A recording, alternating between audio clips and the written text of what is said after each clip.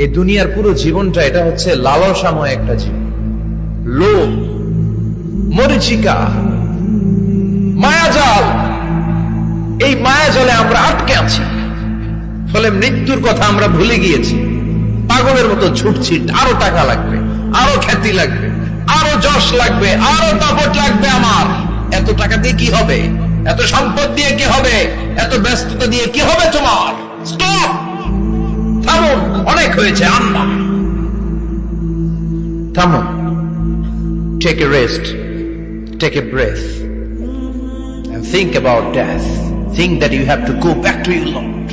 একটু বসেন না, একটু ভাবেন যে আমাকে চলে যেতে হবে, চলে যেতে হবে। এই কোলাহল, এই ব্যস্ততা, এগুলো থাকবে, থাকবো না আমি।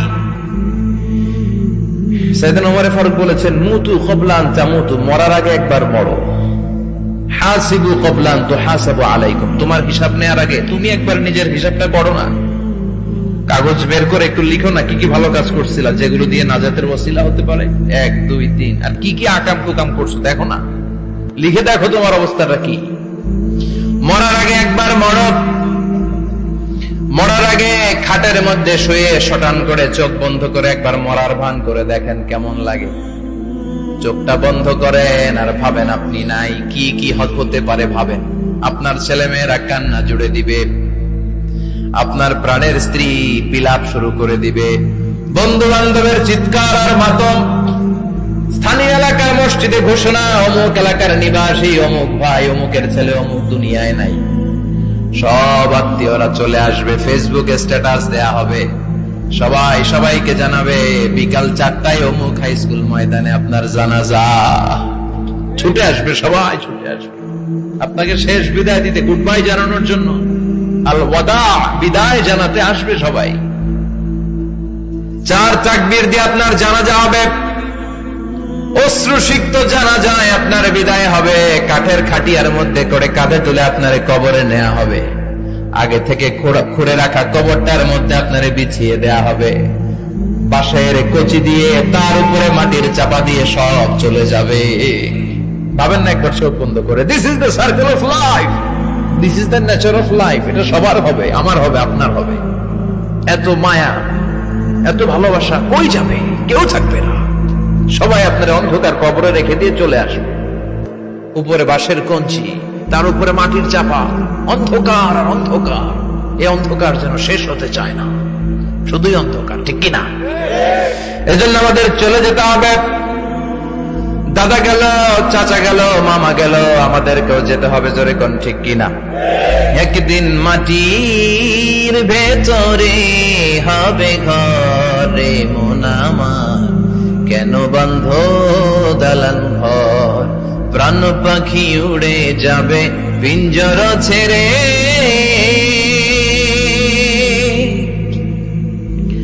ধরা ধামে সবই রবে, তুমি যাবে চলে। বন্ধু বান্ধব যত, মাতা পিতা দ্বারা সুত, সবই হবে তোমার পরে। মন আমার কেন বন্ধ দালান ঘর, একদিন মাটির ভেতরে হবে ঘরে মন আমার, কেন বন্ধ দালান ঘর, ঠিক কিনা? সব করে থাকবে, চলে যেতে হবে আমাদেরকে। এজন্য আখিরাতের কথা যেন আমাদের স্মরণ হয়। বিষ্ণুই বলতেন, নাহাইতুকুম আন জিয়ারাতিল কুবুর, আমি তোমাদেরকে কবর জিয়ারত করতে আগে নিষেধ করতাম, কিন্তু এখন নিষেধাজ্ঞা প্রত্যাহার করে নিলাম। এখন সব সময় তোমরা কবরের সামনে যাবা আর জিয়ারত করবা। কবরস্থানে জানতো বড়ুয়া কৃষ্ণপুরের এই গ্রামের কবরস্থান আছে কোন দিকে?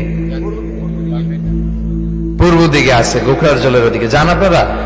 একটু যাবেন, একটু গেলে আখিরাতের কথাটা স্মরণ হবে। ওখানে ছোট শিশুরা শুয়ে আছে, কিশোর যুবকরা আছে, আপনার মতো তাগড়া যুবক, মুরব্বীরা আছে। এরা এই এলাকায় থাকতো, এরা আকাশ থেকে নেমে আসে না, এই এলাকার সন্তান আজ নাই। একটা সার্টেন পিরিয়ড শেষে আপনিও থাকবেন না। This is the nature of life, this is the circle of life.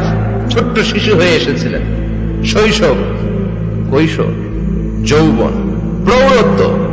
আগে ছিলেন সিঙ্গেল, বিয়ে করে হয়ে গেলেন ডবল।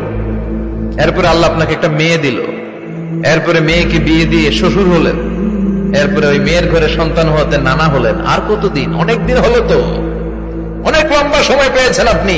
Think about that. এবার যাওয়ার কথা ভাবেন, আখিরাতের সামানের কথা ভাবেন, ফিরে যেতে হবে। কি শক্তিশালী যুবক! বার্ধক্য চলে আসলে লাঠি ছাড়া চলতে পারে না।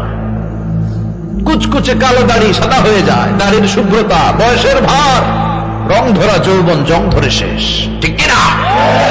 This is the circle of life. যুবক ভাইয়ের এটাই জীবন, চলে যেতে হবে, কেউ থাকতে পারবে না, ঠিক কিনা? এটা রিমাইন্ডার আল্লাহ এই সূরার ভিতরে দিয়েছেন যে তোমাদেরকে ফিরে যেতে হবে। এই লোভ লালসা ছেড়ে দাও। রব্বুল আলামিন বলেন, আল্লাকুমুত তাকাসুর হাত্তা যুরতুমুল মাকাবির। ও গোলাম, দুনিয়ার সম্পদ, লোভ লালসা তোদেরকে পাগল বানিয়ে দিয়েছে। এই লোভ পাগলামি কোনদিন তোদের থামবে না যতদিন না তোরা কবরে ঢুকবি, ঠিক কিনা? কার কথা? আল্লাহ বললেন, দুনিয়ার সম্পদ আর লোভ আর মোহে তোমরা গাফেল হয়ে গিয়েছো। আখিরাতের কথা বেমালুম তোমরা ভুলে গিয়েছো। কিন্তু আখিরাতে তোমাদের যেতেই হবে, কবরের বাড়িতে তোমাদের ঢুকতেই হবে, ঠিক কিনা? যেতেই হবে। আমরা ভুলে যাই। আলহাকুমুত তাকাসুর, অতিরিক্ত পাওয়ার লোভ, বেশি বেশি খাওয়ার লোভ, বেশি বেশি জমানোর লোভ মানুষকে গাফেল বানিয়ে দিয়েছে। এটা মানুষের স্বভাব। আরো চাই, আরো চাই, এই স্বভাবটা আছে না নাই? দেখবেন ছোট বাচ্চারা মসজিদের দোয়া অনুষ্ঠান শেষে জিলাপি দেয় না? বরে কৃষ্ণপুর কি দেয়? আগে বাতাসা দিত না, এখন কি দেয়? জিলাপি দেয়, মিষ্টি দেয়।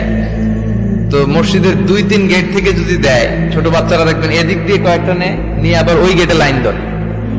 ওর হাত হলো ছোট হাত, ওর হাত ভর্তি জিলাপি, আর নেওয়ার জায়গা না, এরপর আরেক জায়গায় লাইন ধরছে। আরো লাগবে, আরো লাগবে, এই আরো আরো আরো চাই। এই স্বভাবটাই মানুষকে কুড়ে কুড়ে শেষ করে দিয়েছে। এত লাগবে কেন তোমার? চাহিদার কোনো শেষ নাই। Unlimited demand of human being. যার আছে বেশি তার চাই বেশি। যার সাইকেল আছে তার হুন্ডা চাই, হুন্ডা আছে তো প্রাইভেট কার চাই, প্রাইভেট কার আছে তো প্লেন চাই, প্লেন আছে তো হেলিকপ্টার চাই, হেলিকপ্টার আছে তো ওইটা চাই, ওইটা আছে তো সেটা চাই, ঠিক কিনা? এলাকার মেম্বার যে হয়েছে চেয়ারম্যান হতে চায়, আছে না নাই? চেয়ারম্যান সাহেব এমপি হতে চায়, আছে না নাই? এমপি সাহেব মন্ত্রী হতে চায়, আছে না নাই? মন্ত্রী সাহেব প্রধানমন্ত্রী হতে চায়, আছে না নাই? তো মানুষের চাহিদার কোনো শেষ নাই। যার আছে বেশি তার চাই বেশি। এজন্য বিষ্ণু বলেছেন, উনজুরু ইলা মান হুয়া আসফালা মিন, তোমার চেয়ে যে খারাপ আছে ওর দিকে তাকাও। ওয়ালা তানজুর মান হুয়া আ'লা মিন, তোমার চেয়ে যে ভালো আছে ওর দিকে তাকাও না, তোমার চেয়ে যে খারাপ অবস্থানে আছে ওর দিকে তাকাও। অনেকে নিজের অবস্থান নিয়ে সুখী না, এরকম আছে না নাই?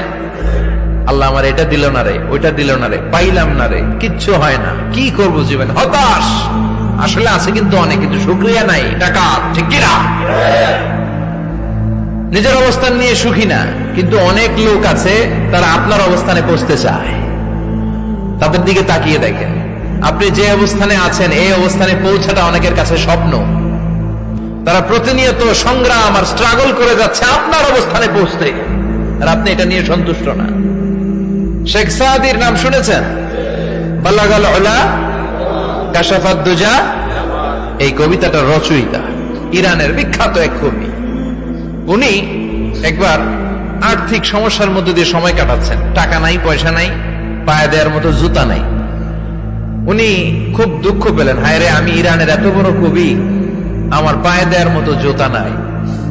দুঃখ ভরা মন নিয়ে রাস্তায় হাঁটতে বেরোলেন। হাঁটতে হাঁটতে হঠাৎ দেখলেন একটা লোক শুয়ে শুয়ে কাঁদছে, ওই লোকটার 2টা পাই নাই, পাই নাই। উনি সেজদায় পড়ে গেলেন, আল্লাহর কাছে ক্ষমা চাইলেন, আল্লাহ অনেক দিয়েছো, শুকর আলহামদুলিল্লাহ। এজন্য যেই পরিস্থিতিতেই থাকি না কেন আমরা কি পড়বো? জোরে বলেন, কি পড়বো? এজন্য কানাতু মিনাল ইসলাম, অল্পে তুষ্ট থাকার নাম হলো ইসলাম। সম্পদ লাগবে কিন্তু সম্পদের পাহাড় লাগবে না, ঠিক কিনা? অল্প খান, অল্প পড়েন, অল্প জামান, অল্পের ভেতরে বরকত ঢুকাইয়া দিছে কে? দেখবেন যাদের সম্পদ অল্প তারা সুখী বেশি। জরিপে এটা দেখা গিয়েছে, অনেক সার্ভেতে এটা এসেছে, যারা সম্পদশালী এরা দুঃখী বেশি, এদের দুঃখ বেশি। টেনশন বেশি, খুব স্বাভাবিক। টাকা যার বেশি, রোগ তার বেশি। টাকা যার বেশি, টেনশন তার বেশি। টাকা যার বেশি, ঘরে শান্তি তার কম। আছে না নাই? ঘরের ভেতরে অশান্তি, ছেলে কথা শোনে না, ছেলে টানে গাঞ্জা, মেয়ে করে পরকিয়া। আছে না নাই? স্ত্রী কথা শোনে না, ভালোবাসা নাই, ঘরটা জাহান্নামের টুকরা।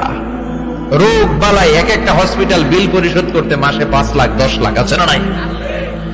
কিছু খেতে পারে না, ডাক্তার একেবারে ডায়েট মেনু বেঁধে দিয়েছে। Diet, very diet menu. এটা এটা এটা এটা কিছুই খাবেন না, শুধু গরু খাবেন না, খাসি খাবেন না, চিংড়ি খাবেন না, খালি ঘাস খাবেন। ইচ্ছে মতো ঘাস খাবেন, মানে ঘাস জাতীয় যত আইটেম আছে সব খাবেন।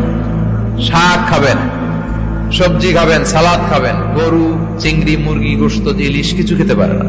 তাহলে রোগ বেশি, খাওয়ার মজা নাই, ঘরে সাংসারিক শান্তি নাই, খালি ব্যারাম আর ব্যারাম। ঠিক কিনা? কিন্তু সম্পদের পাহাড় গড়েছে। আর অল্প যারা খায়, অল্প পড়ে, রিক্সাওয়ালা, কুলিওয়ালা, অল্প বেতনের চাকরি, কিন্তু হক হালালি মেনে চলে, দেখবেন শান্তি আছে অনেক। হ্যাঁ, বাসা ভাড়া দেয়, ফ্যামিলি চালায়, বাচ্চাদের স্কুল বিল, এরপরও মাস শেষে 1-2 হাজার টাকা হাতে থেকে যায়। আর ওর প্রতি মাসে 10 কোটি টাকা ইনকাম, তারপরও ব্যাংকের ঋণ আছে না নাই? সুখ কারে বলে? কিভাবে আপনি সুখকে ডিফাইন করবেন? সুখ তো টাকায় কিনা যায় না। শান্তি টাকা দিয়ে হয় না, শান্তি দেওয়ার মালিক কে? শান্তি আছে অল্প খেয়ে শুকর করার মধ্যে, শান্তি আছে আলহামদুলিল্লাহর মধ্যে। চিল্লায় বলেন ঠিক কিনা? এজন্য অল্প খাবো, অল্প পড়বো, অল্প জামাবো। অল্পের ভেতরে বরকত দিয়েছে কে? দেখেন, ধনী ভাইরা খেতে পারে না, কিন্তু রিক্সাওয়ালার কি সমস্যা হয়? রিক্সাওয়ালারা সব খেতে পারে। কুলিওয়ালা, দিন মজুর, এরা একেবারে স্লিম, সুঠাম দেহি, মেদহীন পেট, পেটে কোনো মেদ নাই, ভুড়ি নাই। আর কোটিপতিদের মেদ আছে না নাই? এত বড় বড় পেট। ঠিক কিনা? আমাদেরও পেট আছে, তবে হালাল পেট। এটা হারাম টাকা দিয়ে এই ভুড়ি বানাই নাই আমরা। ছেলে বলেন ঠিক কিনা?